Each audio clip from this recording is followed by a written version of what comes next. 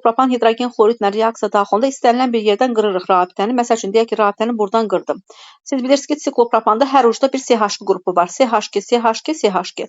Bunu qıranda müəllimlər bu elə bir ki qırdınız, nə açıldı? Necə baş verdi? Bax belə bir şey yarandı. CH2 CH2, CH2. Bu qırdınız. Qıranda bunu elə bil açdınız da, düzdürmü? Və açmısınız. Bu H-xlor da biri hidrogenin biri birləşəcək. Bu CH2 qrupuna fərqi yoxdur, hansına birləşir, birləşsin. Xlor da birinə birləşəcək. O zaman hidrogenin birini bura birləşdirdik, xlorun da birini bura birləşdirdik. Əmələ gələn maddəmizin adı olacaq 1 xlor propan.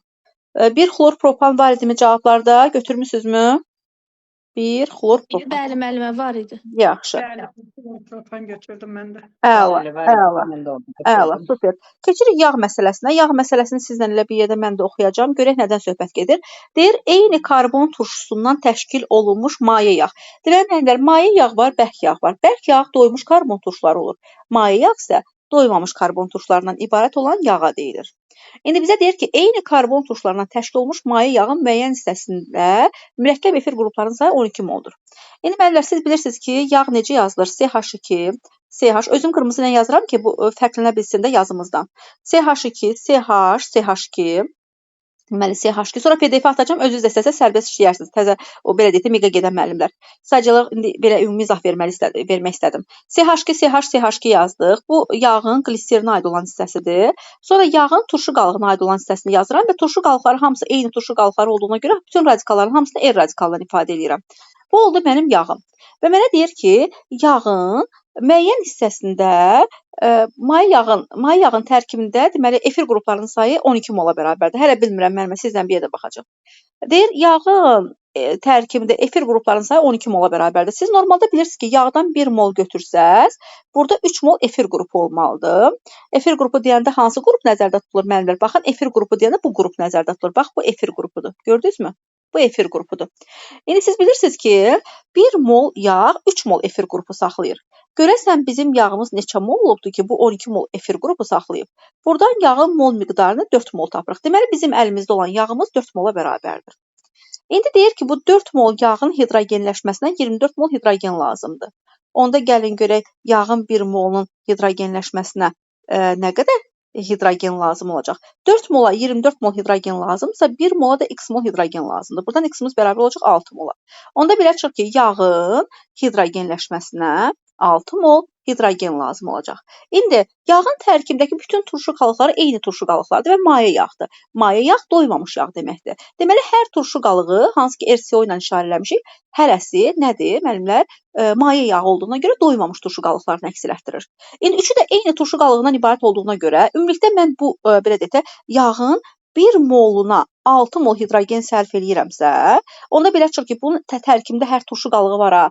Hər turşu qalığında neçə mol hidrogen sərf eləyəcəm? Hər turşu qalığına 2 mol hidrogen sərf eləyəcəm. Düzdürmü? Baxın, 2 mol buna, 2 mol buna, 2 mol da buna sərf eləyərəm. Düzdür? 2, 4, 6 elədi mi? Deməli, belə deyək də, 1 mol yağda, daha doğrusu 4 mol yağa 24 mol deməli, hidrogen sərf olunursa, 1 mol yağa neçə mol hidrogen sərf olunacaq? Tapdıq ki, 24 bölünsün 4, 6 mol. Belə çıxır ki, 1 mol yağın hidrogenləşməsinə 6 mol hidrogen lazımdır. 6 mol hidrogen lazımdırsa, hərəsinə 2 mol, 2 mol, 2 mol hidrogen düşünəcək. Buna da 2 mol, buna da 2 mol, buna da 2 mol. Cəm 6 mol hidrogen lazım olacaq. Deyir ki, alınmış yağın 0,2 molunun tam yanmasına 10,2 mol karbon qazı. Yaxşı, növbəti davamına baxaq. Deməli, alınmış yağın deyir 0,2 molu nə qədər karbon saxlayır? 10,2 karbon saxlayır. Niyə? Çünki yağın yanmasından 10,2 mol karbon qazı yaranıbsa, deməli, bunun 0,2 molu 10,2 mol karbon saxlayırmış. Aha, o zaman gəlin görək, 1 mol yağda neçə mol karbon mövcud olacaq? 0,2 mol yağ 10,2 mol karbon saxlayırsa, 1 mol yağım da 51 mol karbon saxlayacaq. Deməli, belə çıxır ki, bizim deməli, yağımız 51 mol karbon saxlayır. Razısınız müəllimlər? 51 mol karbonun neçəsi, belə deyək də, qliserinə aid olan hissəyə aiddir? 3-ü. O zaman 51-dən çıxaram 3-ü, mənə neçə verəcək? 48. Belə çıxır ki, 48 karbon düşəcək turşu qalığına. O zaman mən 48-i bölərəm 3-ə. Niyə? Çünki 3 dənə turşu qalıqım var axı yağın tərkibində. Üçü də eyni turşu qalıqlarından ibarət olduğuna görə belə çıxır ki, hər turşu qalığına 16 karbon düşəcək. 16 karbon çıxsaq necə olar? O turşu qalığında C karboksil qrupundakı karbonları çıxsın. Mən elə çıxmıram da. Elə də eləyə bilərsiniz. Mən amma elə çıxmıram. Mən elə 51-dən 15 dənədə tamam. Yox, mən indi 48 tapmadım. 48 də çöp böldüm 16 karbon deyil. 16 karbonsa hansı karbondur? C15, H bilmirəm nə qədər COH. Hidrogeni hələ bilmirəm də. Yəni yenə də 16 karbon olmadı, eyni şeydir də. Elə də eləyə bilərsiniz. 51-dən 6-nı çıxarsınız. O da eləyə bilərik də. Eyni şeydir, eyni şeydir. 51-dən 6 çıxarsınız, o da önəmli deyil. Eyni nəticəyə gələcəksiniz. 51-dən 6 çıxdınız 45, 45-i çöp bölürsünüz 15. Yəni hər turşu qalığında hər radikala 15 karbon düşdü. Zaten mən də radikala 15 karbon yazdım, birində karboksila yazdım. Razısınız məndən? İndi Bəli. bizim turşumuz bu turşudur. Yəni C15H bilmirəm nə qədər. Hər vaxtınız xeyir olsun, əziz müəllimlər. Gözəl Zöhrə müəllimə sağ olun. Hər vaxtınız xeyir olsun. Allah sizə uzun ömür, can sağlığı versin. Bütün müəllimlərimizi sevindirsin. Amin, amin. Şansınız bol olsun, müdavinləriniz bol olsun. Kim soruşursa biz hamımız sizin adınızı verdik Zöhrə müəllimə. Allah razı olsun. Allah razı olsun. Girdim ki, bura çox sağ olunu bildirim, təşəkkürümü bildirim. Çox sağ olun, Səfa müəllimə. Məni qrupdan çıxartmayın, mən qrupda qalacağam. İnşallah. Sizə hələlik sizinlə sağollaşıram. Sağ olun, gedin qeyd edin, öpürəm sizi. Sağ olasınız. Sizin hamınızı bağrıma basıram. Çox sağ olun. Sağ olasınız. Allah sizdən razı qalsın. Sizin Sağ olun. Təbrik edirik. Təbrik edirik ürəkdən. Çox sağ olun canım. Sağ olun. Sağ olasınız. Sağ olun. Təşəkkürlər. Var olun. Sağ olasınız. Mən də bir daha buradan hamını təbrik edirəm. Qrupumuzdakı bütün müəllimlər uğur qazanıblar. Bu mənim üçün o qədər belə böyük bir göstəricidir. Şükürlər olsun, min şükür. Deməli davam edirik. Deməli tapdıq ki, hər turşu qalığında radikal hissəsində 15 karbon, bir dənə də karboksil qrupunda karbon. Sadəcə olaraq mən bu karboksil qrupunu CO kimi yazdım. Niyə görə COH yazmadım? Çünki zaten OH çıxıbdı oradan. Axı turşu qalığı gəlib yağın içərisinə keçəndə OH-ını verir. CO15 yazdım. Hidrogeni bilmirəm nə qədərdir. İndi bunun hidrogeni necə müəyyənləşdirə bilərik müəllimlər? Demişik ki, bütün yağ məsələlərini həll edəndə bir dənə qayda ilə həll edəcəksiniz. Yağı doymuş vəziyyətdə təsəvvür etməlisiniz. Yadınıza gəlsə dünənki sertifikasiya məsələsində də elə dedik. İndi biz bunu doymuş şəkildə təsəvvür etmək üçün necə yazmalıyıq bunu? C15 H31 COH yazmalıyıq, düzdürmü? C15 H31. Amma C15 H31 yazmalıyam əslində. Onda belə çıxır ki, hələ ki belə düşünürəm. İndi birazdan davamını deyəcəm. Yəni sırası düşünməyin ki, hardan oldu 31. İndi 31 düşünürəm. Deyək ki, 31 burada olmalıdır. 31 burada olmalıdır. 31 də burada olmalıdır. Cəm nə qədər oldu? Gəlin hidrogenləri sayaq. 31, 31, 31. Bizə verdi nə qədər? 31 3-ə vursaq 90 neçə elədi? 3. Ay, sağ ol. Bizə verdi 93. 93 hidrogen burada olmalı idi. Doymuş vəziyyətdə təsəvvür etsəydik. 5 hidrogen də harda olmalı idi müəllimlər? Gliserin aid olan hissədə. Onda 98 hidrogen olmalı. Amma biz 98 hidrogen yox. Dedik ki, bu yağı hidrogenləşdirmək üçün bizə nə qədər H2 lazımdır? Deyirdi ki, biz bəxt tapdıq ki, 4 mola 24 mol H2 lazımsa 1 mola x qədər hidrogen lazımdır. O derəcə 6 mol H2. Deməli mən bunu doymuş vəziyyətdə təsəvvür etmək istəsəm 6 mol H2 birləşdirməliyəm, düzdürmü? Amma 6 mol H2 birləşdirməliyəm. Nə zaman doymuş vəziyyətdə təsəvvür etsəydim? İndi mən bunu doymuş vəziyyətdə təsəvvür edəndə 48, deməli nə qədər düşündük? 98. 98 doymuş vəziyyətdə düşünürəm. Amma mən bunu 6 mol H2-sini birləşdirsəm 98 hidrogen düşünərəm də. Düzdür, razısınız? Amma 6 hidrogeni hələ birləşdirməmişəm axı. Deməli mən 12 hidrogeni buradan çıxıb yağın tərkibindəki ümumi hidrogenlərin sayını tapmalıyam. Yenə deyirəm, baxın, normalda əgər 4 mol yağ üçün 24 mol H2 lazımdırsa onu doymuş vəziyyətə gətirək. 1 mola da 6 mol H2 lazımdır. İndi mən 6 mol H2 12 hidrogen atomu deməkdir. 12 hidrogen atomlu gəlsə idi, mən yağı doymuş vəziyyətdə təsəvvür edərdim və bu zaman orada 98 hidrogen düşünərdim. Amma 98 hidrogen düşünməyəcəm. Niyə? Çünki hələ 12 hidrogeni birləşdirməmişəm. Deyir ki, birləşdirsə idin bu qədər olardı. Deməli 98-dən çıxacam 12-ni mənə nə qədər verəcək? 98-dən 12 çıxaq. Bizə verdi, nə qədər? 86. Deməli, yağda 86 hidrogen olubdur. Yağda 86 hidrogen olubdur, gəlin də bunu sübut eləyək, görək düzmü dedik. Mən bayaqları sizə hələ izaha təzə başlayana, onu da yaşıldan yuxarıdan izah edirəm. İzaha təzə başlayana dedim ki, hərəsində neçə dənə, deməli, belə deyək də, bir ad. Bəli. Bəli. Biz bunu doymamışlıq kimi fikirləşib, Onda sonra 6 mol hidrogeni məsələn birləşdirsək elə tapa bilmərik. Axı Yəni biz hələ doymamış yağ kimi. niyə axı biz doymamış yağı təsəvvür edirik. Bizə deyir ki, əgər bunu doydurmaq istəsən sən bura 12 hidrogen atomu birləşdirməlisən. Axı mənim yağım doymamış yağdır. Mən bunu doymuş kimi düşündüm. Düşündüm ki, əgər doymuş olsaydı 98 hidrogen olardı. Amma doymayıb axı. Doydurmaq üçün nə qədər hidrogen birləşdirməliydim? 12 hidrogen. Amma hələ 12 hidrogeni birləşdirməmişəm. Bu maye yağdır. Deməli 98 olmalı idi doymuş vəziyyətdə. Doymayıbsa, doydurmaq üçün də mən bura 12 hidrogen əlavə etməli idimsə, deməli bunun əvvəli 86 hidrogen olub da. Baxın, 86 hidrogeni olub. Əgər mən bunu doydursam 12 hidrogen əlavə edərəm. Bu zaman nə qədər hidrogenim olar? 98 hidrogenim olar. Düzdürmü? Amma mən hələ bunu doydurmamışam. Maye şəkildə mən bunu 86 hidrogenlə təsəvvür edirəm. İndi baxın, mən biyaqları hətta başqa bir yolda dedim. Dedim ki, başa düşdünüz eləmi? Hə, Ceyhun müəllim, lap yaxşı. Bax, mən hətta biyaqları dedim ki, hər turşu qalığında kipi düşünün. Hər turşu qalığında 2 dənə pi rabitəsi düşünün. Düzdürmü? Onda belə deyək ki, məsəl üçün C15H31 CO deyil. 2 dənə pi rabitəsi neçə dənə hidrogen atomu deməkdir? Yox, daha doğrusu 2 pi düşünün demədim. Dedim hər belə deyək də, hərəsinə 2 mol H2 lazımdır. Hətta 2 pi deyək də, yaxşı ola bilər. 2 pi, ya zaten 2 mol hidrogen var birləşdiricisi hər turşu qalığına 2 6 olacaq. Tamamilə doğrudur. Yaxşı. Hərəsinə 2 dənə H2 birləşdir desək, deməli hər turşu qalığın içində hidrogen atomu birləşdirməliyəm. 4 hidrogen atomu, düzdürmü? Onda C15H31-dən 4 dənə hidrogeni çıxacağıq. 31-dən 4-ü çıxsaq bizə neçə verəcək? 27. Onda belə çıxır ki, C15H27 CO olubdur da hər turşu qalığı. C15H27, C15H27, C15H27. 27-ni vuracam 3-ə, mənə verəcək 81. Düzdürmü? 81 hidrogen buradan verəcək. 5 dənə də turşu qalığında var. 5 dənə də turşu qalığı, daha doğrusu üzr istəyirəm, gliserin hissəsində, Gliserin hissəsində var. 81-dən 5-in cəmlərin yerində 86 verərmi? Ya o şəkildə düşünə bilərsiniz. Yəni bunun zaten hər radikalda 15 deməli karbon olduğunu bilirsiniz hər radikalda. CO qrupunda da bir dənə karbon, indi onu demirəm də. Radikalda 15 karbonum var, əla. İndi hər radikalda da 2 dənə pi rabitəsi varsa, 2 pi rabitəsi 4 dənə hidrogen atomu çıxmaq deməkdir. C15H31-dən 4 dənə hidrogeni çıxanda C15H27 elədi hər turşu qalığında. 27, 27, 27, düzdürmü? Topladınız 3 dənə 27-nin üzərinə də gliserin hayda olan hissədə hidrogenləri gəldiniz, oldu 86 hidrogen. Razısınız yoxsa yox? Да, здесь все понятно, учительница, и вы очень хорошо объяснили. Единственное, я помню урок один, когда мы тоже разбирали с вами жиры, вы говорили, что кроме тех ненасыщенных карбоновых кислот и насыщенных карбоновых кислот, нам, в принципе, другие не попадутся в задачах. Интересно, что вот здесь попалось как раз. Bəli, Günel müəllimə, düz deyirsiniz. Mən də imtahanda girinci olmuşdum. Ora linol, olein, linolein qoyurdum. Düz gəlmirdi.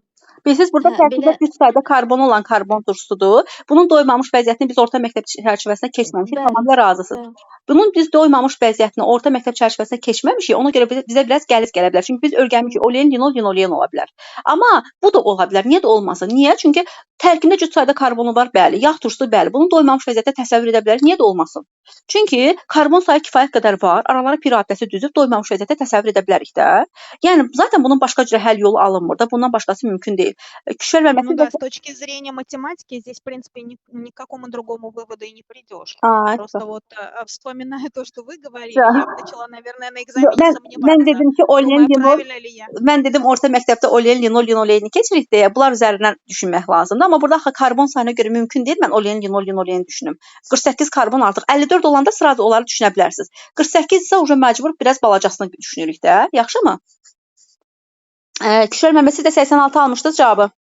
Bəli, müəllimə. Yaxşı, əla. Maşallah, əla. Müəllimə, 3-cü tapşırıqla izahımıza davam edirik. Deyir ki, X üstə gəlsin 4 mol xlor 2, əmələ gəldi Y üstə gəlsin 4 H xlor. X çıxılsın Y fərqini hesablayın. Mən burada yəqin baxan kimi düşünürəm ki, metanın xlorlaşmasını yəqin ki demək istəyir. Belə düşünürəm. Məncə bunu demək istəyir. İndi deyək ki, bu bəli, məncə də bunu deyir. İndi ilk baxışda mən bunu düşündüm. Qırmızı götürüm rahat olsun da bizə. Metanın üzərinə 4 mol xlor 2 gəlsə tamamilə əvəz etmə baş verəcək. Yəqin orada ipucu zat verib də əvəz etmə, nə bilim, tam əvəz etmə gedir filan. Yəqin ki, belə bir şeylər verib. Mən Xeyr, müəllimə, Heç nə Demədim, deməmişdi. heç nə deməmişdi. Elə belə yazmışdı. Aha. Özü birinci sual idi. Bəli, Elə bu qorxdum. formada idi. Mən Qorxdum hələ sonra. bunun hesaplamasını kalkulyatorda eləyənmədim. Kalkulyatoru işlədənmədim ki, bunun Da, hesaplamasını eləyəm. eybi yox, canınız sağ olsun. Metanla 4 mol xlor reaksiya girib əvəz etmə reaksiyası əmələ gələcək C xlor 4 maddəsi, C xlor 4 maddəsi. Üstə gəlsin 4 mol H xlor. Onda mən X-a metan deyib Y-ə də C xlor 4 düşünə bilərəm. Y-lə X-in kütlə fərqini tapanda zaten karbonlar ixtisar gedəcək. Ona görə karbona baxmalı deyildiniz. 4 mol xlorla 4 mol hidrogen atomunun kütləsi arasındakı fərqə baxmalısınız. 4 mol xlor atomu bizə verəcək hardasa 142 qram. 142-dən də 4 hidrogen atomunun kütləsini çıxsaq bizə verər 138. Cavab 138 idi, eləmi? Bəli, müəllimə. Əla. Deməli mən Müəllimə. Orada yazılmışdı da kütle fərqini tapmaq. bəli, Bəli, yazıb. Yazıb. Aha. Müəllimə, mən bunu etanla da, propanla da elədim. Elə 138 alındı. Hamısında elə alındı. Nə gözəl. Bəli. Olar. Çünki zaten əvəz etmədir. Hidrogenlər çıxacaq, xlor daxil olacaq. Tamamilə doğrudur. Ola bilər. Tamamilə doğrudur. Çünki 4 dənəsi əvəzləndi də. Baxın müəllimə. Mən Məntiq eləmədim. Etanla olanda mən bilən 6 xlor çıxmalı. Yox, axı özü verir 4 xlor 2. Ola bilər. Bəyəm etan Ay sağ ol. Bəli, ona 4 olduğuna metan götürdüm. yox, bilirsiz necə ola bilər? Müəllimə, Küşər müəllimə tamamilə haqlıdır. Ola bilər ki, bizə etan versin, tam əvəz etmə olmasın. C2H6-nın üzərinə 4 mol xlor 2 qazı gəlsə, buradan olacaq C2, H4, deməli xlor, daha doğrusu C2, üzr istəyirəm, H2 xlor 4. C2 H2 xlor 4, 4 mol da H xlor. İndi C2 H2 xlor 4 ilə C2 H6 maddəsinin fərqinə baxanda 2 karbonlar getdimi? Getdi.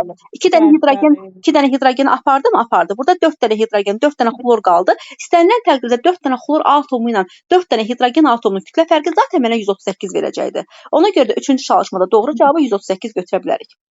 Yaxşı müəllimlər. Keçirik növbəti suala. Ortofosfat turşusunun formulunu tap. Nə gözəl. H3PO4. Bunu tez yazıb tapa bilərdiniz. Sonra 5-də deyir ki, hansı birləşmə iri molekullu birləşmədir? Gəlin bir dənə davamına baxaq. İri molekullu birləşmələrin yəqin adlarını veribdi bizə. İri molekullu birləşmə əmələ gətirə bilmir. İzopren KH2 yaradır. Yarada bilər. Fenol monomer kimi bir dənə baxaq görək. Fenol monomer kimi fenol formaldehid qətranı yarada bilər formaldehidlə birlikdə. Formaldehid həm fenolla benzoldur. Eybi yoxdur. İndi yenə də mən yenə də hamısını izah edəcəm. Bilirsiniz də mənim xasiyyətimi. Hamısını izah edəcəm. Ürəyim partlayır. Bir deməliyəm hamısını. Formaldehid həm özü polimerləşib poliformaldehid paraform yarada bilər, həm də fenolla fenol formaldehid qətranı yarada bilər. Benzol polimerləşə bilmir, buna baxmayacağıq. Etilen qlikol isə triftal turşusundan polikondensləşib nə əmələ gətirdi? Laftal lifini yaradırdı. Deməli doğru cavab burada D variantı olacaqdı. Maraqlı sualdır. Keçirik. Müəllimə başlayın. Biz bu yağ məsələsinin çətin sual kimi nəzərə alırıq. Bəli, çətin sual kimi tamamilə doğrudur. Nəzərə ala bilərsiniz çətin sual. Yağ məsələsi çətin məsələdir. Bəli, çətin məsələ idi. Mən qəbul edirəm. Müəllimə, bağışlayın, bir sual verə bilərəm. Əlbəttə, buyurun. Müəllimə, benzol ki, bu etilen glikolla birləşir, lafsanı yaradır. Bəli. Məsələn, biz o benzolu götürə bilmirik, etilen glikolu götürə bilirik, benzolu götürə bilmirik. Yox, benzol etilen glikoldan olmur axı. Etilen glikol triftal turşusu ilə olur. Tereftal turşudan ay müəllimə, görürsünüz. Orada da elə düşünmüşəm, ona görə bu sualın cavabını səhv götürdüm. Tereftal turşusu ilə olur. Benzolla olmur axı qurban sizə. Ona görə. Bəli, tereftal turşusu deyil müəllimə. Eyb yox. Canınız sağ olsun. Həyəcandan olar müəllimə. Həyəcandan müəllimə. Arzu müəllimənin balı da çox yaxşıdır. Maşallah olsun. Sizə ürəkdən təbrik edirəm. Sağ olun müəllimə. Maşallah olsun. Özə müəlliməyə təşəkkür edirəm. Allah kömək olsun. Onun sayəsində qazandım. Sağ olasınız. Sağ olasınız müəllimə. Allah razı olsun. Əsərin baş qəhrəmanı Zöhrə müəllimədir. Sağ olun. Allah canı sağ eləsin. Amin. Sizlərin də inşallah, sizlərin də. Amin. Deməli müəllimlər, növbəti sualla davam edir. Deyir ki, CO və CnH2 maddəsi verilibdir. CO-nun CH nə deyir? Kütlə payı bu qarışıqda CnH2-nin kütlə payı 75%, həcm payı 60% olarsa, alkində hibrid orbitalların sayını müəyyənləşdirin. Deməli müəllimlər, bu məsələni necə həll edə bilər? Yenə deyirəm, bax məsələləri sizlə bir yerdə baxıram. Çünki Küşər müəllimə sağ olsun, bu günlər gün ərzində az atıbdı mənə. Dərsə də indi daxil olduğumuza görə sizlə bir yerdə baxırıq. İndi ola bilər ki, yenə deyirəm, nəsə bir mexaniki səhvim olsa, sizdən xahişim odur ki, düzəldəsiniz. Həcm payının 60% olmağı o deməkdir ki, məsələn, deyək ki, özümdən deyirəm, ikisi birlikdə 10 molsa, bunun 6 molu CnH2 olacaq, 4 molu CO olacaq. Niyə? Çünki həcm payı 60%, məsəl üçün, bir ümumi 10% isə, daha doğrusu üzr istəyirəm, 10 moldursa, Bunun 60%, yəni 6 molu alken olacaq, 4 mol da CO olacaq ki, cəm 10 mol olsun və onun 6 molu, yəni 60% alkenə, 4 mol da CO-ya düşsün. Yaxşı, belə düşündük. İndi əgər kütlə payı alken üçün 75%-də CO üçün 25% düşürməlidir. Başqa nə düşünə bilərik ki? Yaxşı, 4 mol CO-nun kütləsi neçə olacaq? 4 vurulsun 28. 4 vurulsun 28-in 75%-ə uyğun gəlirsə, gəlin görək 75% kütlə neçə uyğun gələcək? Buradan 75% tapanda bunlar ixtisar gedir. Burada qalır 3. Bu zaman mən 3-ü vuraram 4-ə 12. 12-ni də 28-ə vursam, mənə neçə verəcək? Təbii ki, 336 qram. Onda belə çıxır ki, alkenin kütləsi 336 qramdır. Alkenin kütləsi 336 qramdır. Bəli, tamamilə doğrudur. İndi neçə mol alkendən söhbət gedirdi müəllimlər? 6 mol alkendən. Çünki axı dedik axı alkenə 6 mol verəcəm 60% olsun deyə həcm payı. Həcm payı deyəndə mol payı kimi düşünə bilərsiniz də qaz qarışığı məsələsində həcmi mol kimi düşünüb tez məsələləri həll edə bilərsiniz. 6 mol alkenin kütləsi 336 qrama uyğun gəlirsə, 4-ü altını hardan aldım? Özümdən verdim də. Həcm payı mol payı deyil. Alkenin həcm payı 60%-dir, deməli molu 60%-dir. Onda birinə 6 mol, birinə 4 mol versəm, ümumi molu 10 mol götürərəm. Onun 6 mol, yəni 60% alkendir, 40% də 4 molda CO olacaq da, düzdürmü müəllimlər? Özü burada sizə vermir, qətlən. Orada zaten müəllimə mətçunla versəz də sonda onunla ixtisar Eyni şey olacaq. Eyni şey olacaq. Özəli qəsdən sizə CO-nun kütlə payını, həcm payını vermir ki, siz özünüz məntiqlə düşünəsiniz ki, alken 75%-də, CO 25%-də. Alken 60%-də, digəri də 40% olacaq. Yaxşı, eyb yoxdur müəllimə. Öyrəndiniz, yavaş-yavaş inşallah imtahanda belə düşəndə operativ olacaq. 336-nı da 6-ya böləndə alkenin 1 molunun kütləsini tapacaqsınız nə qədər? Mr alken bərabər olacaq 56-ya. O zaman 14 N'imiz 56-ya bərabərsə, 56-nı da 14-ə böləndə N'imizi 4 tapacaq. N'imiz 4-sə alkenimiz olacaq buten. Butendirsə, butende hibrid ortaların sayı bu 3 dənə sp2, bu 3 dənə sp2, bu 4 dənə sp3, bu da 4 dənə sp3. O zaman 14. Aha, 4-ün üzərinə 4 gəldik, 8, 8-in də üzərinə 6 gəlməklə doğru cavabı 14 tapanlar doğru tapıbmışlar deməli. Yaxşı, 6-cı çalışma bitəndən sonra keçirəm 7-ci çalışmanın izahına. Deyir, metalın sulfat duzunda oksigenin kütlə payı, aha, bundan dəfələrlə eləmişik, çox maraqlı sualdır. Deməli, müəllimlər, İstir hansı metal olur olsun, heç bir önəmi yoxdur. İstir 2 variantlı olsun, istir 3 variantlı olsun, istir 1 variantlı metal olsun. Hansı metal olmağından asılı olmayaraq bu məsələlər yalnız bir yolla həll olunur. Bu maddəyə SO4 kimi, yəni turşu qalığına SO4 kimi baxacaqsınız. Bəli, keçən ilmiqə düşmüşdü. Bundan dəfələrlə özümüz işləmişik, topluda da var. İndi deyək ki, SO4 qalığı turşu qalığımızdır, metalımız da X-dir. Metalın valentinin heç bir önəmi yoxdur. Onda yazırsınız ki, SO4 qalığında oksigenin kütləsi 64 qramdır. 64 qram oksigen əgər 48%-ə uyğun gəlirsə, o zaman 32 qram kükürt neçə faizə uyğun gələcək? 24%-ə. 48 ilə 24-ün cəmi mənə verəcək nə qədər? Təbii ki, 72%-i. İndi 72% 48 ilə 24 deyil, 72% elədi də. İndi ümumi 28 metalı, tapıram, gözləyin. Deməli 72% olacaq SO4-ün deməli ümumilikdə kütlə payı. SO4 72% isə ümumi kütlə payım 100%-də, 100-ün 72-si SO4-ün payına düşdüsə, deməli 28, eyni bu sual var idi, bəli, son işlədiyimiz sınaqda doğrudur, tamamilə doğrudur. Bu da eləcək 28%, doğru cavab 28%. Bax, keçən ilmiqdə də bizim işlədiyimiz sınaqlardan eyni tıpqısı 5 dənə məsələ düşmüşdü. Ona görə də sınaqlara diqqət edin ki, inşallah nəticələrimiz yüksək olsun. Çünki oxşar suallar salırlar da, yəni oxşayan suallar salırlar. 8-də deyir ki, ferium havadakı oksigen və su buxarına reaksiyada yaşımtıl rəngli X maddəsi. Bilirsiniz ki, bu korroziyanın əksəriyyətidir. Dünən də korroziya düşmüşdü, bugün də maraqlıdır. İndi bilirsiniz ki, dəmir havadakı oksigen su buxarını özünə birləşdirəndə, deməli, yaşımtıl rəngli X maddəsi əmələ gətirir. Yaşımtıl rəngli X maddəsi ferium OH2-ni işarə edir. Çünki bilirsiniz ki, ferium OH2 yaşımtıl rəngli birləşmədir. Sonra bu ferium OH2 davamında yenə havadakı oksigen və su buxarını özünə birləşdirib qonur rəngli ferium OH köküntüsü yarada bilər. Bunu zaten bilirik. Deyir ki, bu maddələr üçün hansı ifadələr doğrudur? Deməli, X maddəsi və Y maddəsi üçün hansı ifadələr doğrudur yəqin demək istəyir. Ferium OH2 natrium OH-dan getməz. Çünki nədir? Əsasdır, əsasi xassəli maddədir. Amma ferium OH3 gedə bilərdi. Niyə? Çünki apatir xassəli maddədir. Hər ikisinə ortaq deyirsə, natrium OH-la reaksiyanı götürməyəcəm. Natrium OH-la ferium OH3 gedə bilər, amma ferium OH2 getməyəcək. Hər ikisi parçalanır, bəli. Ferium OH2 parçalanıb dəmir 2 oksid su, ferium OH3 isə parçalanıb dəmir 3 oksid su yaradacaq. Yadda saxlayın, qələblərdən başqa yerdə qalan əsaslar parçalanacaqlar. Hətta bəziləri adi şəraitdə parçalanır. Məsəl üçün kuprum OH dedik, argentum OH dedik. Argim OH2 kimi bəzi əsaslarımız adi şəraitdə hətta parçalana bilirlər. Hər ikisi parçalanır. Haşlarla reaksiya daxil olurlar. Bəli. Niyə? Çünki əsaslılar. Biri amfoter əsaslı, onun önəmi yoxdur. Biri də zaten əsasi qabiliyyətli maddədir. Təbii ki, turşularla reaksiya girəcək. Doğru cavab 2 və 3 olacaq. Əgər 8 də aydınsa, keçək 9-cu çalışmamızın izahına, bir-bir hamısına izah verək. 9-da deyir ki, o vaxta qədər kiminsə nəsə bir sual yadına düşsə, deyər. İndi axıra qədər baxaq, Kişör müəllimə sağ olsun, çoxsunu yazıb. Atom sayı 21 olan benzolun homoloqunda karbonların sayını tap. Bilirsiniz ki, benzolun homoloqları üçün formulumuz CnH2-nin çıxılsın 6 formulu ilə yazılır. Buradan ümumi atomların sayı 3n çıxılsın 6-ya bərabərdir. 3n çıxılsın 6 21-dirsə, 3n'imiz bərabər olacaq 27-yə, n'imiz bərabər olacaq 9-a. N'imiz 9-dursa, deməli, burada karbon atomlarının sayının 9 olduğunu tapa bilərdiniz. 9 elə 9-a da uyğun gəldi. Yəni, çalışma 9 dənə karbonla yekunlaşdırdıq. 10.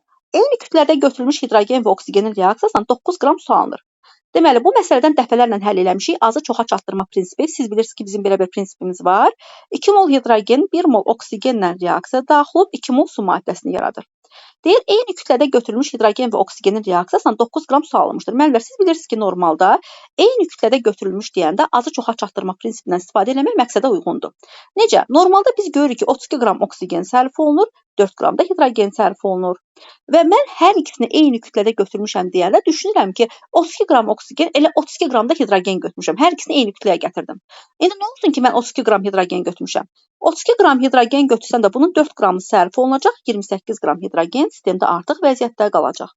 Və biz bilirik ki, 28 qram hidrogen artıq qalanda, deməli, nə qədər su əmələ gəlirdi? 36 qram su yaranırdı. Çünki 2 mol su yaranıb da reaksiya üzrə. İndi bizə deyir ki, əgər 9 qram su əmələ gəlibsə, sizcə hansı maddə nə qədər artıq qalır? Artıq qalan maddəm hidrogen olacaq. Bəs nə qədər artıq qalacaq? İxtisar da apara bilərsiniz. Burada yəqin 4 qalar, düzdürmü? 28 də 4-ə bölünəndə neçə eləyər? 7 eləyər, eləmi? O zaman artıq qalan maddə hidrogen özü 7 qram. Razısınız məndən? Bəli, müəllim, bəli. Yaxşı. Növbəti çalışma ilə davam edirik. 11-ci çalışma deyir şüşə. Şüşəni də təzə keçmişik silikat sənayesi.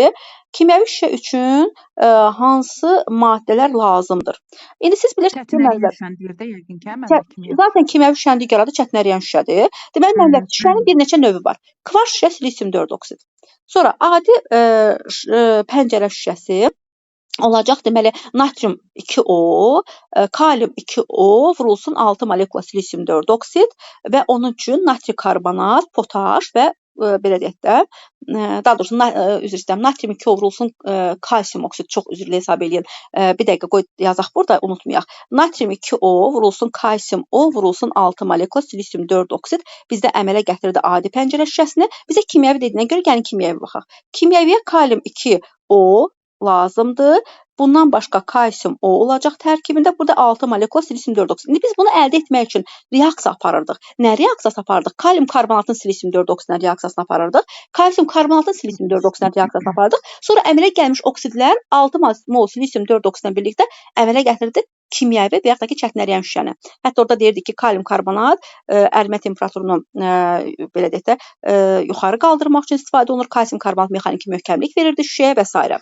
İndi nə lazım oldu? Kalium 2O kalium karbonatdan yarandı. Kalium karbonatın adı potaşdır. Kalsium oksid kalsium karbonatdan yarandı. Kalsium karbonatın adı əhəng daşıdır. Silisium 4 oksid isə bilirsiniz ki, kvars kum adlanır. O zaman doğru cavab əhəng daşı potaş və kvars kum olacaq. Yəqin ki, aydın oldu. Aha. Bu da rahatdır. Yaxşı. Keçirik digər sualımızın izahına. Hansı reaksiyada azotun oksidləşmə dərəcəsi dəyişmir? Amonium xlorid parçalananda amoniakla H-xlor yaradır. Amonium xloriddə azot 4 valentli, amma oksidləşmə dərəcəsi -3-dür. Elə amoniakda da -3 olacaq. Elə dəyişməyən A variantını dərhal götürə bilərdiniz. Amoniak oksigenlə temperatur iştirakında reaksiya daxil olanda nə əmələ gətirəcək? Deməli, əmələ gətirəcək. Əgər temperaturdursa, iki cürə reaksiya var. Katalitik oksidləşmə temperaturla. Temperaturla azot və su əmələ gəlir. -3-dən 0-a gəlir. Katalitik oksidləşmədə NO ilə su əmələ gəlir. -3-dən -2-yə gəlir. Amoniak parçalananda azotla hidrogen qazını əmələ gətirir. Amoniak -3, azot isə 0-dır. Burada da dəyişim müşahidə olundu. Dəyişim müşahidə olunmayan A variantında göstərilibdir. Növbəti 13-cü çalışma ilə davam edirik.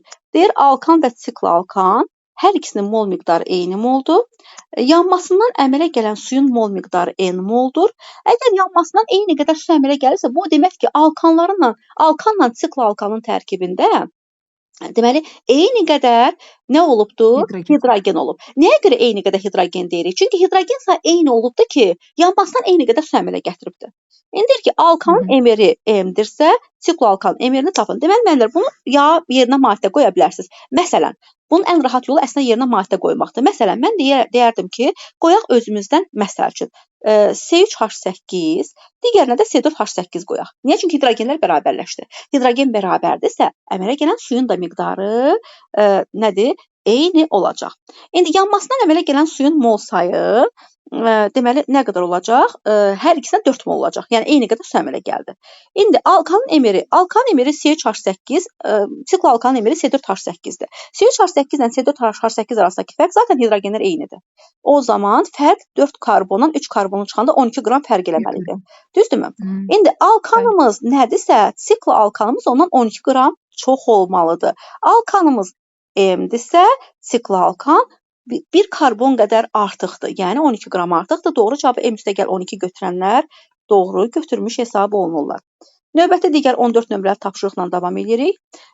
Metal və qeyri-metalları göstərin. Deməli, mən dəfələrlə keçən səfər dedim ki, harda axırıncı təbəqəsində 1 elektron, 2 elektron, 3 elektron görsək, dünənki dərsdə də hətta təkrar elədik. Yadınıza gəlir dünənki dərsimizdə.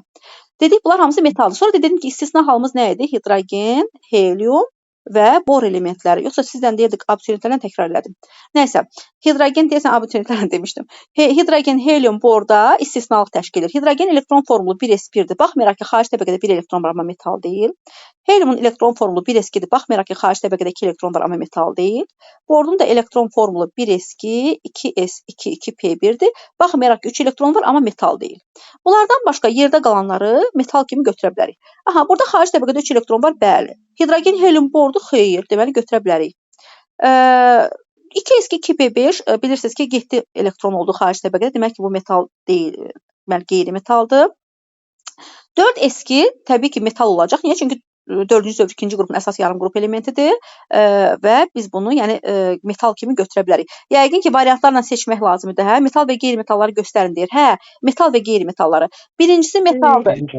İkisi metala aid idi, ikisi qeyri-metala aid idi. Biri də var idi, müəllim. Axırı S-taran idi, ikinci qrup, bəli, o da. Qeyri-metal idi, bəli. Hə, indi onu bilmirəm. İndi bizim əlimizdə olanlarda müəllimlər izah elədim. Mənim əlimdə olanla 1 ilə 3 olacaq metal, 2-ni də mən qeyri-metal götürürəm. Yaxşı müəllimlər?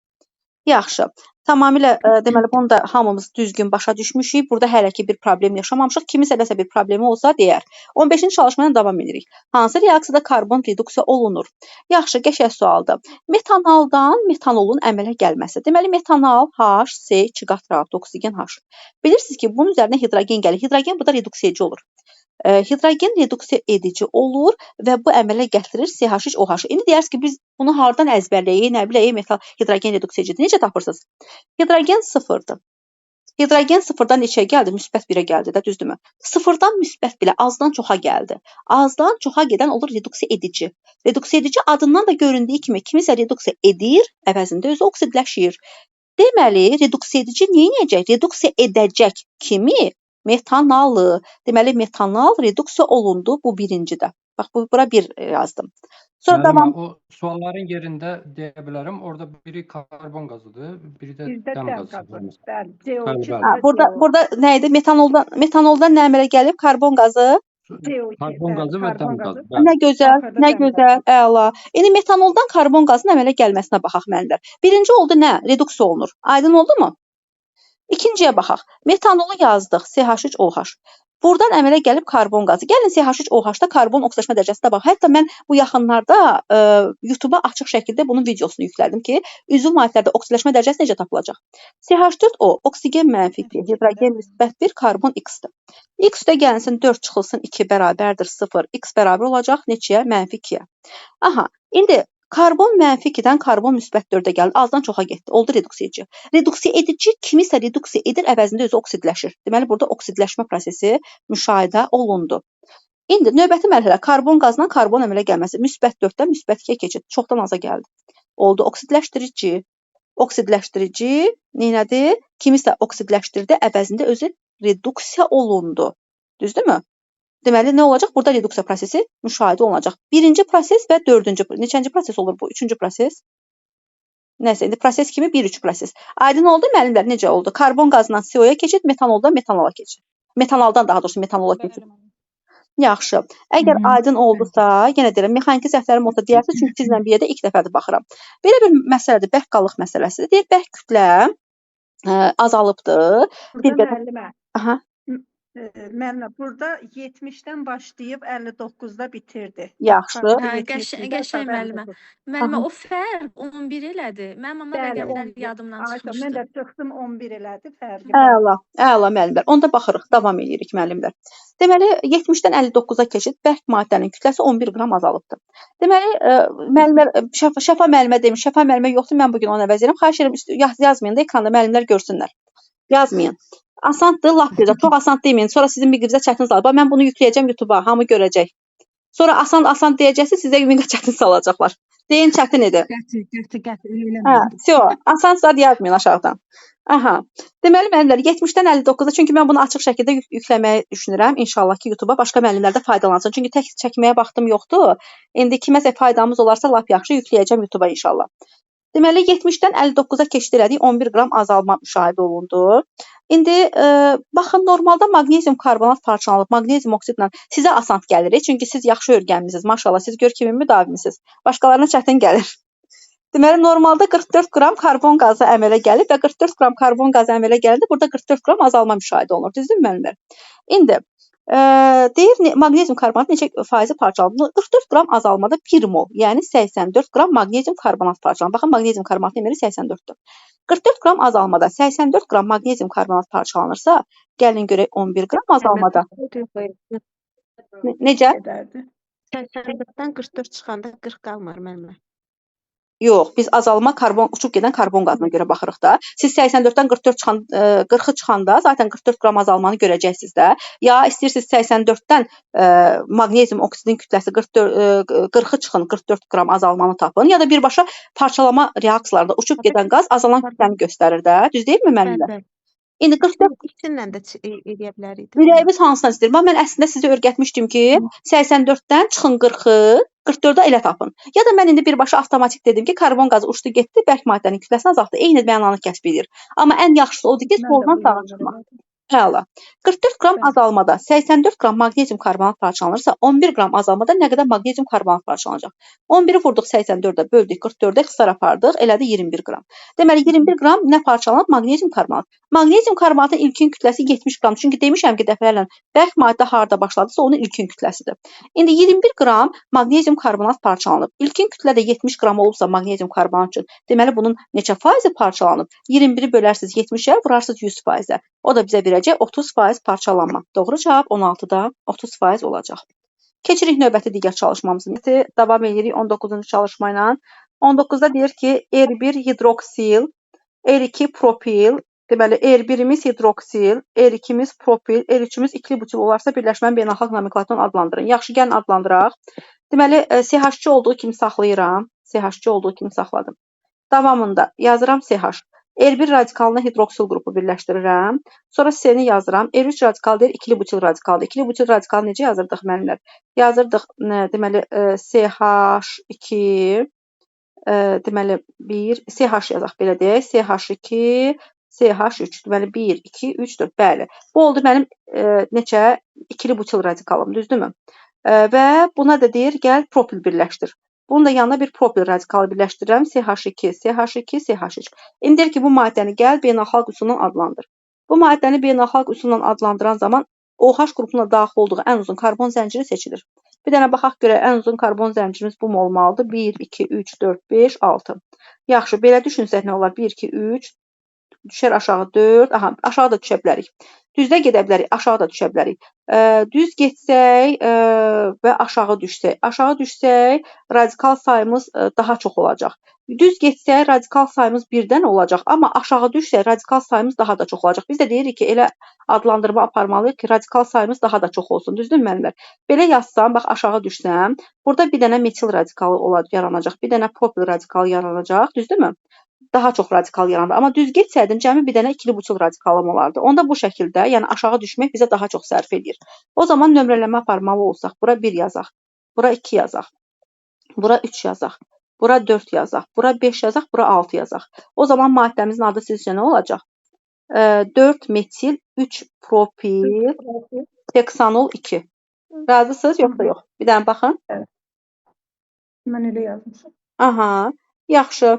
Deməli olacaq, deməli 4 metil 3 propil heksanol 2. Yaxşı, bundan razısınızsa 19-dan razısınızsa keçək 20-ci çalışmanın izahına. Amma yəni cavabda 3 ikili butil heksanol 2 də var idi. Beynəlxalq nomenklaturanı deyir axı. Bəli, Hə. şeydə.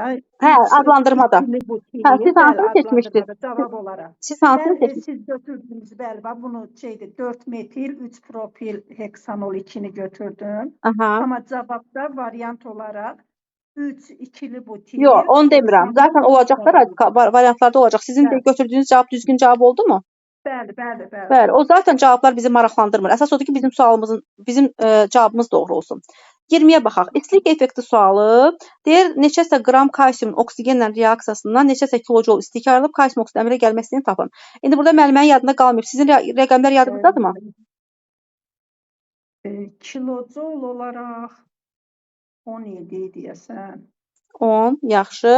Və qram olaraq 1 qram kalsium. Yaxşı, 1 qram. Deməli, müəllimlər, onda nə edirik? Amma o kilojol dəqiq bilmirəm, amma kalsium 1 qram idi. Yaxşı, lap 10 olsun. Deyək ki, 10-dur. Kalsiumdan oksigen reaksiyaya girəcək. 80 idi. 80-i neçəyə vurdum? 1280 elədi, böldüm təzədən 2-yə.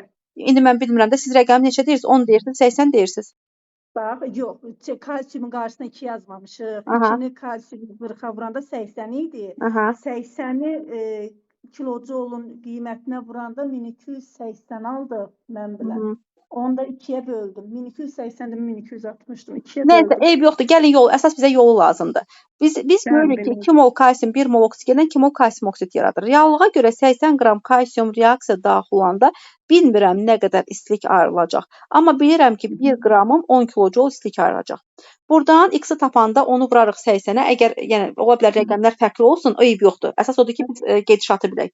Buradan biz taparıq ki, 80 qram kalsium yananda ayrılan istiliyin miqdarı 800 kilojola bərabər olacaq. Buradan reaksiyanın istilik effektini tapıb əmələ gələn maddənin əmsalına bölməklə kalsium oksidin əmsalı 2 daxı. Məsəl üçün, deyək ki, atıram, cavabı 800 tapmışıqsa istilik effektini 800-ü 2-yə bölməklə 400 kilojol bölünsün mol kalsium oksidini ala bilərsiniz. Amma rəqəm ola bilər səhv hatırlayasınız. Gedişat bu şəkildədir. Yaxşı mı müəllimlər? Bəli. Kalsiumun qramı düzdür 1 qram idi. Amma o kilojol olsun. Əsas odur ki, gedişat başa düşdük. Gedişat bu şəkildə olacaq. Keçirik 21 nömrəli tapşırığa. Deyir, 2 mol H-xlor parçalandı hidrogen xlor və reaksiyanın tarazlıq sabiti 4 olarsa, tarazlıq halında xlorun qatlığı H-xlorun qatlığı neçə dəfə çoxdur. Deməli, müəllimlər, necə yazırıq? 2 mol H-xlor bilirsiniz ki, parçalandı, əmələ gətirdi hidrogen və xlor. Yazıram, başlanğıc, sərt tarazlıq. Deyir ki, burada KT 4-ə bərabərdir, yazıram, KT bərabərdir 4 olarsa, tarazlıq halında xlorun qatlığının H-xlorun qatlığı neçə dəfə çoxdur. Aha. İndi bilmirəm nə qədər, deməli, KT-miz 4-ə bərabərdir. Bilmirəm nə qədər H-xlor götürmüşəm. Deyək ki, x qədər H-xlor götürmüşəm. Hər öz əmsalı qədər məhsulla sərf olunur. Onda 2A qədər deyək H-xlor sərf olunur. X çıxılsın 2A qədər H-xlor artıq qalıb. Hidrogen əmsala uyğun A qədər yaranacaq. Xlor da əmsala uyğun A qədər yaranacaq. KT-miz 4-sə 4 bərabər olacaq. A vurulsun A. Çünki sağda duran maddələrin tarazlıq qatlığı əmsal qüvvətə nəzərə alınmaqla bölünməlidir solda duran maddələrin tarazlıq qatılığına əmsal qüvvətə nəzərə alınmaqla. A vurulsun A bölünsün x çıxılsın 2A-nın kvadratı yazacağam. Bunu siz bilirsiniz ki, 4-ü 2-nin kvadratı kimi yaza bilərsiniz müəllimlər, düzdürmü? A vurulsun A-nın da A-nın kvadratı kimi yaza bilərik? Bilərik. O zaman buradan kvadratlar ixtisar gedər. Əlimizdə nə qalar? 2x çıxılsın 4A bərabərdir A-ya. Buradan 2x-ımız bərabər olar 5A-ya. Bundan neçə dəfələrlə eləmişik, düzdürmü? 2x-ımız 5A-ya bərabərdirsə, x-ımız da bərabər olacaq 2,5A-ya. Bundan neçə dəfələrlə bu məsələlərdən həll eləmişik. X-ımız 2,5A-ya bərabər oldu. X-ımız 2,5A-ya bərabərdirsə, onda H-xlorumuz x çıxılsın 2A-dır da. X-ımız 2,5A-dırsa, 2,5-dən 2A-nı çıxanda 0,5A qalar mı H-xlor üçün? Onda H-xlor üçün 0,5A qaldıq. Deyir, H-xlorun qatlığı xlorun qatlığı H-xlorun qatlığı neçə dəfə çoxdur? Xlorun qatlığı A-da, H-xlor da 0,5A-dırsa, A 0,5A-dan neçə dəfə çoxdur? Bunlar ixtisar gedir, eləyəcək 2 dəfə çox. Razısınız məndən?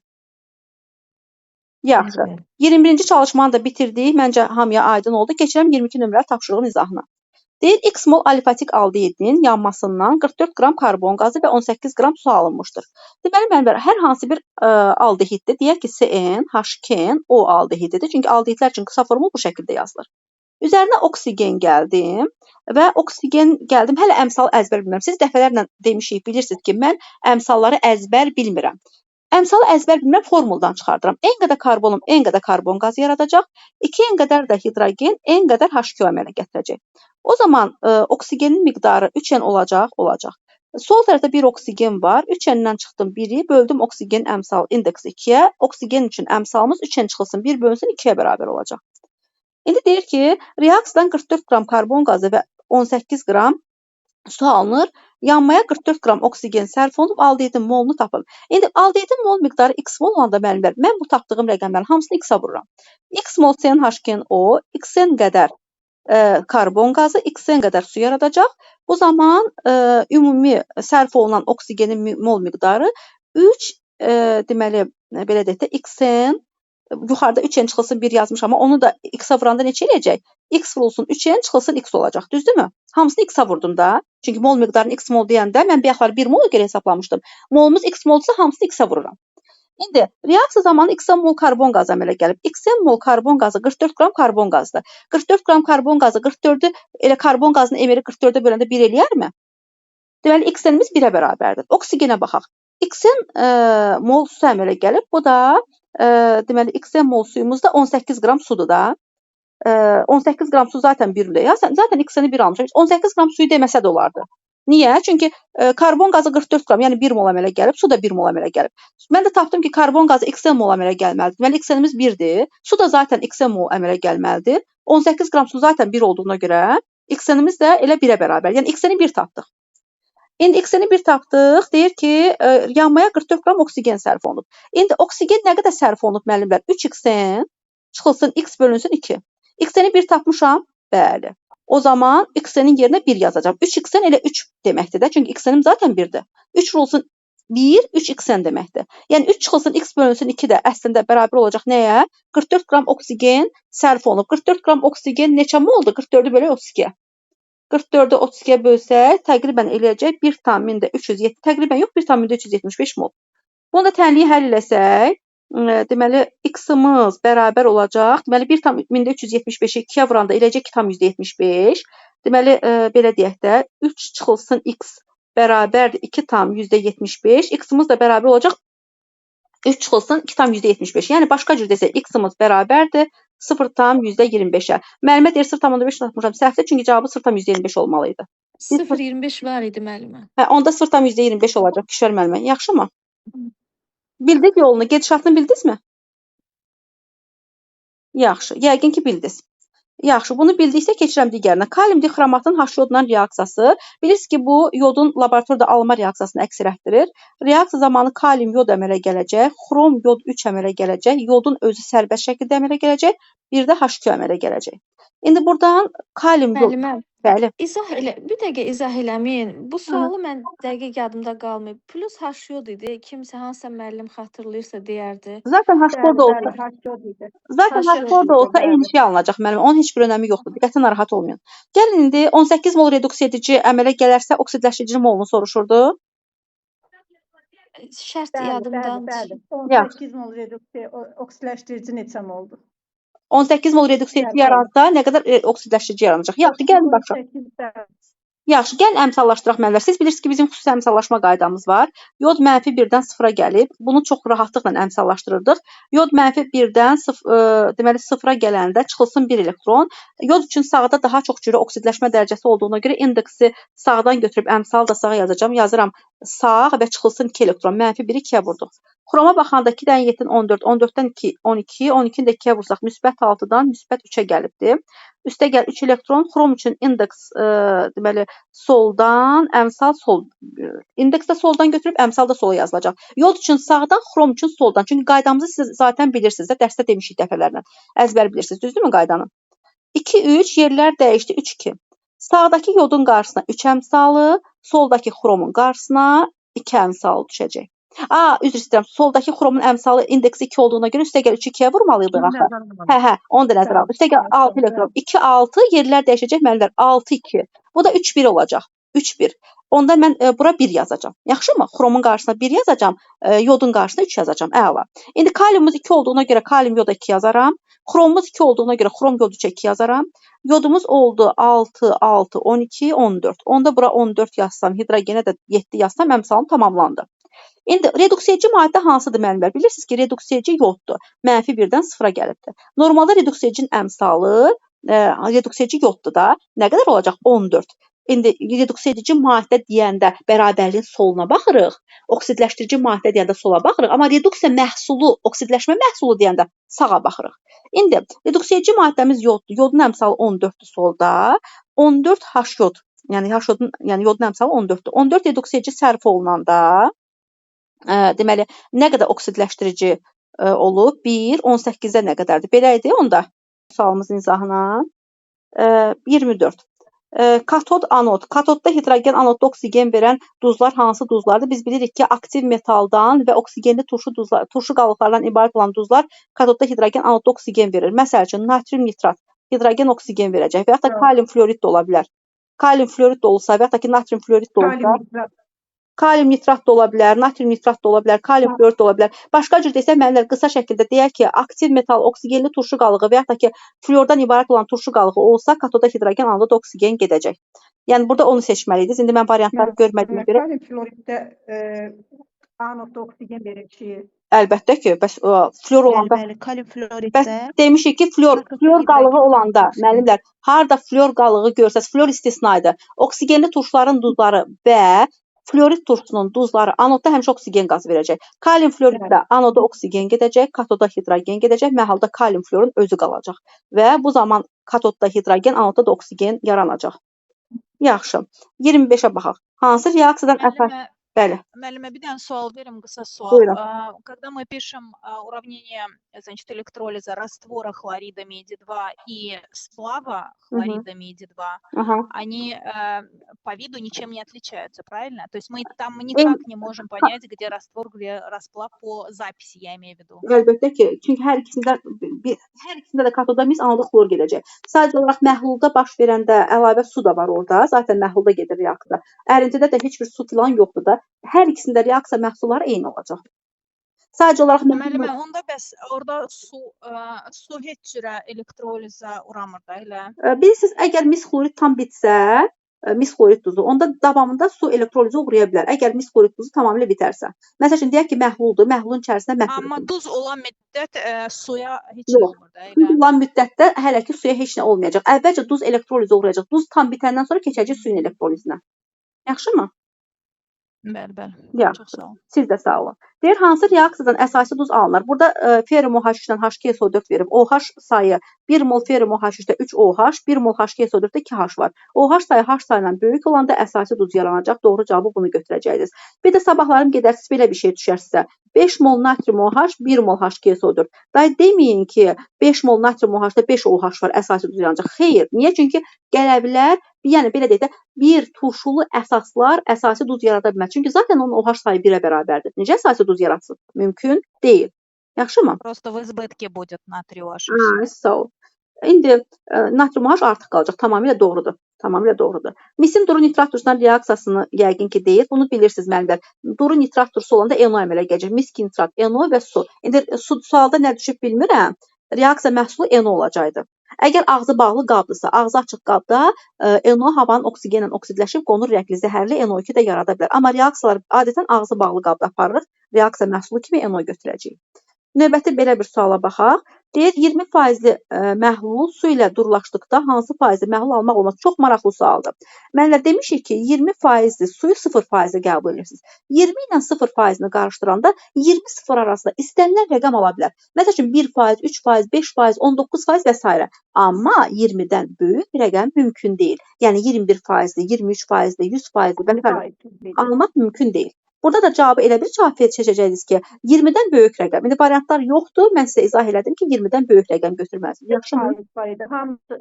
Hamısı 20-dən balaca idi, bir dənə 50 var idi. Əla, cavab 50 olur. Müəllimə bir də deyin də zəhmət olmasa. Deməli, Mehman müəllimə, 20% məhlulla suyu qarışdırırsınızsa, suyu həmişə 0% kimi düşünün. Demək, siz 0% məhlulla 20% məhlulu qarışdırmısınız. Yeni əmələ gələn məhlul 0 ilə 20-nin arasında istənilən bir qiymət ala bilər. Məsəl üçün, ola bilər məhlulunuz 3% olsun, ola bilər 17% olsun və s. Amma 20%-dən yuxarı məhlul ala bilmərsiniz. Çünki 0 ilə 20-ni qarışdırmısınız. İkisinin ortasında bir qiymət almalısınız. Sonra imtahana gedərsinizsə belə bir sual düşər. Natrium xloridin özü ilə 20% natrium xlorid məhlulunu qarışdırmısınız. Bu zaman nə baş verəcək? Natrium xloridin özünü götürmüsənsə, bunu 100% qəbul edəcəksən.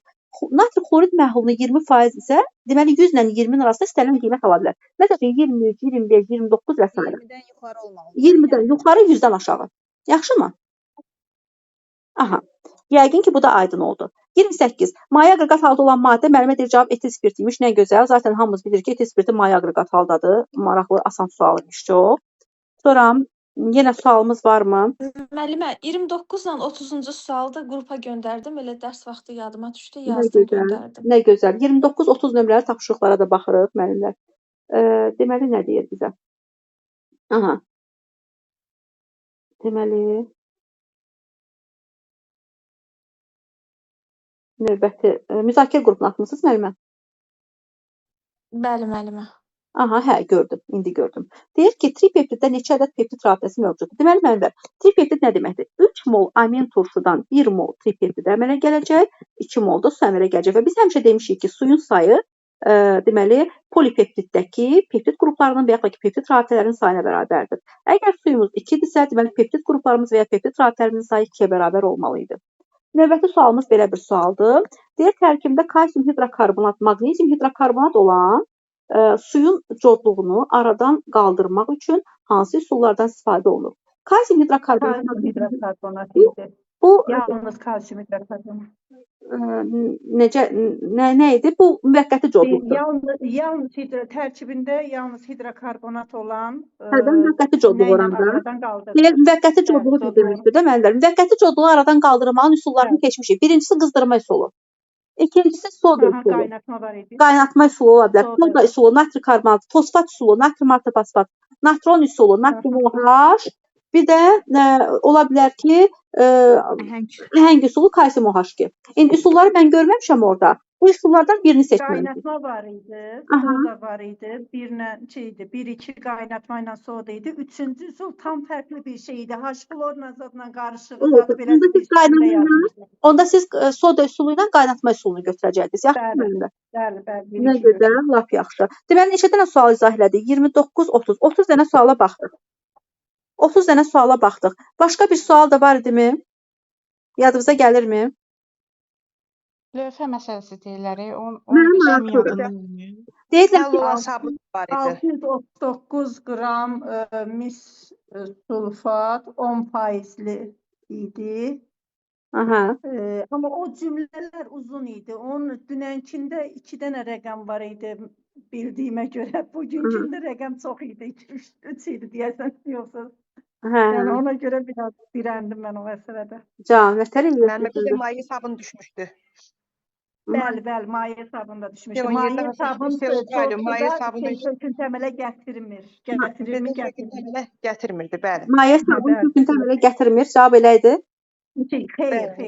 4 dənə cavab var idi. Yəni nədir? Söküntü əmələ gətirir, gətirmir. Maye sabun bək sabundur. Kalium olan hansı sabundur? Maye bilirsiniz ki, natrium olan bərk sabundur, kalium maye sabundur. Maye sabun bərk sabun olan hansı sabundur? Mən maye sabun götürdük. Sonra da yazmışdı ki, maye sabun cod suda çöküntü əmələ gətirir, maye sabun cod suda çöküntü əmələ gətirmir variant olaraq. Mən əmələ gətirmir götürdüm. Maye sabun cod suda çöküntü əmələ gətirmir götürürsün. Niyə ki, gətirir də? Sabun bəyəm cod suda çöküntü əmələ gətirmir. Bərk sabunu götürdüm, maye sabunu. Yox, fərqi nədir? Bərk sabun da olsa, maye sabun da olsa, sabun zaten çöküntü yaradacaq da. Bir dənə çöküntü yaratmayan kimdir? Sintetik yuyucu vasitələr. Sintetik yuyucu vasitələrin kalsium, maqnezium duzları həll olan duzlardır. Amma sabunların o turşu qalıq hissəsi var, C17H35 CO hissəsi. O gəlib kalsium. Çöküntü yaranır deyə elə köpüklənmir. Elə ona görə çöküntü yaranır ki olur da. Elə ikisi də çöküntü yaradacaq. Fərqi yoxdur. Sadəcə olaraq maye sabunun yuyuculuk qabiliyyəti bərk sabundan yaxşıdır. Maye sabun kaliumlu, bərk sabun natriumlu sabundur. Hər iki cod suyu ilə çöküntü yaradır. Elə bizim məqsədimiz cod suyun codluğunu aradan qaldırmaqda. Məqsədimiz nədir? Codluğu aradan qaldıraq, sabunumuz qəşəng yusun. Kalsium iyonları olmasın. Variant olaraq dalbadal eləydi. Variant olaraq yox da, yəni 4 dənə seçim vermişdi. İçindən ikisi seçilməli idi. Codsu da çöküntü əmələ gətirmir, codsu da çöküntü əmələ gətirir. Maye sabundur. Biri də bir variantda yardımdan çıxdı. 4 dənə elə seçim vermişdi. Hə. İndi mən bilmirəm müəllimlər. İndi ona görə dediyim kimi bir fikir bildirə bilmirəm. Müəllimə siz nə ilə qarışdırıb Zöhrə müəllimə maye sabunu dediniz axı daha yaxşı həll olur. Bəlkə də ondan qarışdırıb. Bəli. Amma elə fikirləşdim, elə də götürdüm ki, yəni əmələ gətirdim. Həmən cavabda səhv olubdu yəqin ki. Yəqin ki, səhv çıxıb. Yəni eyb yox, canınız sağ olsun. Əsas odur ki, şükür keçmişik. Eyb yoxdur, canınız sağ olsun. Sonra mən var idi, sabit valentli element alüminium. Aha, nə gözəl. Sabit valentli elementdir alüminium. Nə gözəl, qəşəng sual, rahat sual. Miqdə belə suallar düşür, qəşəng. İnşallah. Özü ən axıra yaxın idi.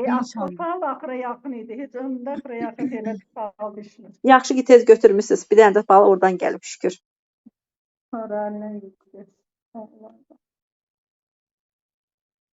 Müəllimlər, əsas o Küçəl müəllimə deyir 3 dənə çətin məsələ varmış. Məhlul, lövhə məsələsi. Biz indi onu axtarırıq. Onu Ribozaya görə sual düşmüşdü, indi yadıma düşdü. Ribozaya, bəli. Deyilənlərdən hansı doğrudur? Aldehid gümüş oksiddən reaksiya daxil olması, bir də kupromaşki ilə parlaq göyrəkli məhlul əmələ gətirməsi. Allah. Ribozada bilirsiniz, qrupu var. Allah, tamamilə doğru götürdünüz Arzu müəllimə. Spirtli aldozadır. Özdə bu yaxınlarda təkrarda yadınıza gəlir, onları soruşduq sizdən. C5H10O5, C5H10O5 ribozadır. Ribozada bilirsiniz ki, müəllimlər aldehid qrupu mövcuddur. Aldehid qrupu mövcud olduğuna görə onlar aldehid kimi özlərini aparırlar, gümüş güzgü reaksiyası verirlər. Həmçinin çox atomlu spirt olduğuna görə miskidroksidlə parlaq göyrəkli də məhlul verə bilərlər. Deməli, sualın cavabını belə götürməliydik. Əla, bu da növbəti sualımız. Sonra alüminiumda dedik sabit valentli. Bir neçə dənə sualı artıq görmüş, bilmiş olduq. Mənə əsas bu çətin suallar lazım idi. İndi olmasa mən onları tapacağam. Hardansa mütləq tapacağam. Sizə izahını verəcəm. YouTube-da da açıq paylaşaram, qrupumuza da ataram inşallah. Yəni onların da izahlarını verərəm.